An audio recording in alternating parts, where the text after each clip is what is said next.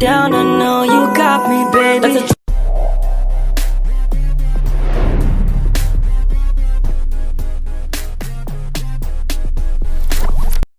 Assalamualaikum warahmatullahi wabarakatuh. Halo semuanya, perkenalkan nama saya Tia Novianti, NIM 220488, Program Studi Manajemen semester 5.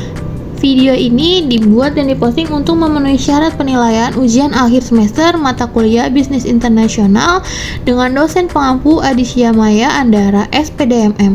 Materi yang akan saya bahas pada video kali ini yaitu pengetahuan pada bisnis internasional dan strategi dalam bisnis internasional. Semoga video saya bisa bermanfaat bagi yang menonton. Jangan lupa simak videonya. Pengenalan bisnis internasional. Bisnis internasional adalah aktivitas bisnis yang melibatkan pertukaran barang, jasa, teknologi, modal, atau informasi antar negara. Aktivitas ini dilakukan oleh perusahaan untuk memperluas pasar, mengakses sumber daya global, atau memanfaatkan keunggulan kompetitif di berbagai negara. Faktor pendorong bisnis internasional. Yang pertama ada globalisasi ekonomi. Globalisasi ekonomi ini yang mencakup teknologi dan transportasi, yaitu telah mempermudah perusahaan untuk menjangkau pasar di internasional. Yang kedua ada keunggulan kompetitif. Keunggulan kompetitif yaitu sering mencari sumber daya atau bahan baku yang lebih mudah untuk teknologi yang lebih maju di negara lain. Yang ketiga ada disverifikasi risiko. Disverifikasi risiko ini berupa negara memungkinkan perusahaan untuk mengurangi risiko ketergantungan pada suatu pasar. Dan yang terakhir, yang keempat ada pertumbuhan pasar, yaitu internasional membuka peluang untuk menjangkau pasar baru dan meningkatkan potensi pada penjualan di pasar bisnis internasional ini. Bentuk-bentuk bisnis internasional. Yang pertama ada ekspor dan impor. Apa sih ekspor dan impor itu? Ekspor adalah menjual barang atau jasa ke negara lain, sedangkan impor itu membeli barang atau jasa dari negara lain. Yang kedua ada investasi langsung asing atau foreign investment atau disingkat FDI, merupakan investasi yang dilakukan perusahaan di negara lain seperti membuka pabrik atau cabang baru. Yang ketiga ada kemitraan strategis, merupakan perusahaan menjalani kerjasama dengan mitra di negara lain seperti joint ventures atau analis strategis. Yang keempat ada lisensi dan wiralaba, yaitu memberikan hak kepada perusahaan asing untuk menggunakan merek dagang atau model bisnis mereka. Dan yang terakhir, yang kelima, yaitu e-commerce internasional adalah penjualan barang atau jasa secara online yang dipaparkan di pasar global internasional. Tantangan bisnis internasional. Yang pertama ada perbedaan budaya, yaitu perusahaan harus memahami perbedaan antar budaya, yang kebiasaan dan nilai di negara lain. Yang kedua ada regulasi dan hukum. Di setiap negara memiliki kebijakan perdagangan, perpajakan, dan regulasi yang berbeda. Yang ketiga ada fluktuasi mata uang, yaitu perubahan nilai tukar dan mempengaruhi keuntungan pada perusahaan. Yang keempat ada persaingan global, yaitu persaingan pada perusahaan yang mengharuskan bersaing dengan pemain lokal dan internasional di pasar global. Yang kelima yaitu ada isu politik dan ekonomi, adalah ketidakstabilan politik dan ekonomi di suatu negara yang dapat mempengaruhi pada operasi bisnis. Keuntungan bisnis internasional. Yang pertama ada pertumbuhan pendapatan. Dengan adanya pertumbuhan pendapatan, akses ke pasar global meningkat, peluang dan penjualan. Yang kedua ada disverifikasi, yaitu dapat mengurangi risiko bisnis dengan menjangkau beberapa pasar. Yang ketiga ada efisiensi operasional, yaitu dapat memanfaatkan lokasi dengan biaya produksi yang lebih rendah. Dan yang keempat ada pengembangan produk, yaitu dapat menyesuaikan produk untuk pasar di internasional dan dapat memicu berbagai inovasi. Jadi kesimpulan yang bisa kita ambil dari pengetahuan bisnis internasional ini yaitu bisnis internasional menjadi strategi penting dalam era globalisasi. untuk mencapai pertumbuhan yang berkelanjutan dan meningkatkan daya saing perusahaan di pasar global.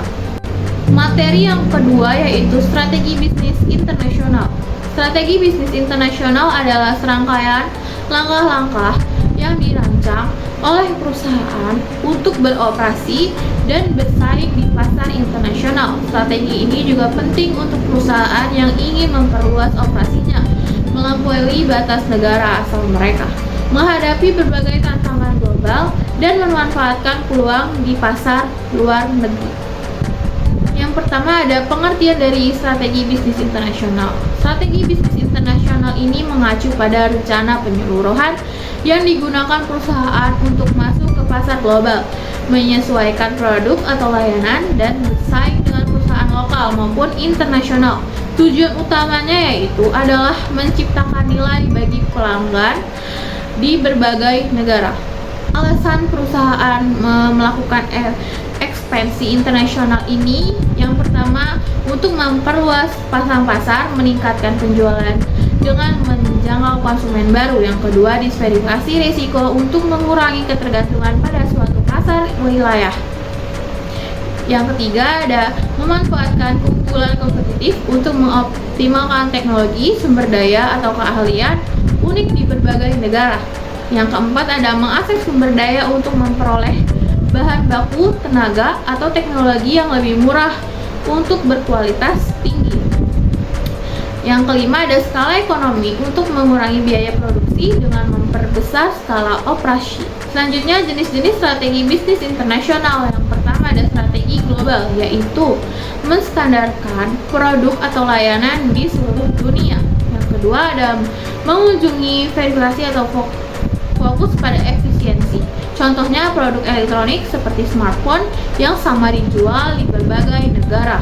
Yang kedua ada strategi multinasional, yaitu pertama menyusun produk atau layanan dengan kebutuhan pasar lokal. Yang kedua ada memberikan kebiasaan kepada cabang lokal untuk mendapatkan strategi.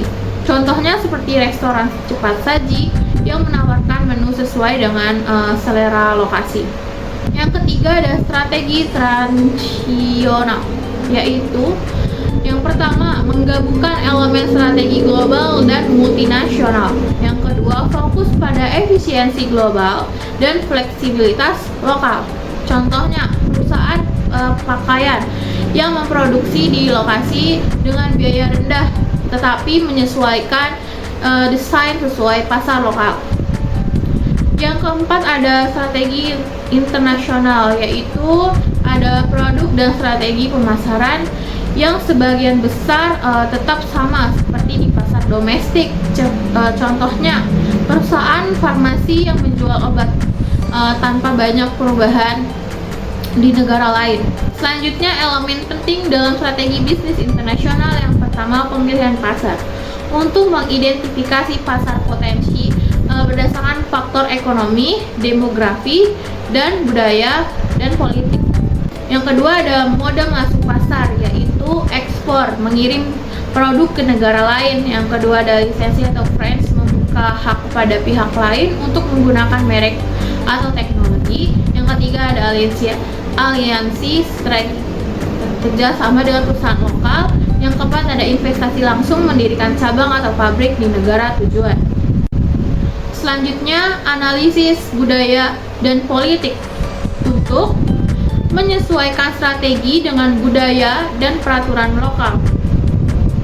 Yang kedua, menghindari konflik dengan norma dan kebijakan lokal. Selanjutnya ada manajemen risiko.